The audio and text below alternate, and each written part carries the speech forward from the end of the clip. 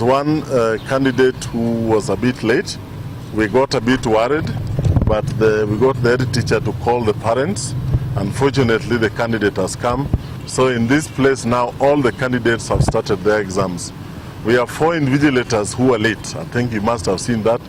It's unfortunate that all of them were male invigilators who are late, but thank God for the TSC county director. She has already got us 3 new ones who have replaced the 4 who are late. I think one could just be arriving. As you have seen, the vehicles have been bringing new invigilators. There was one who came late. We told him to go back where he is because he's not prepared to work.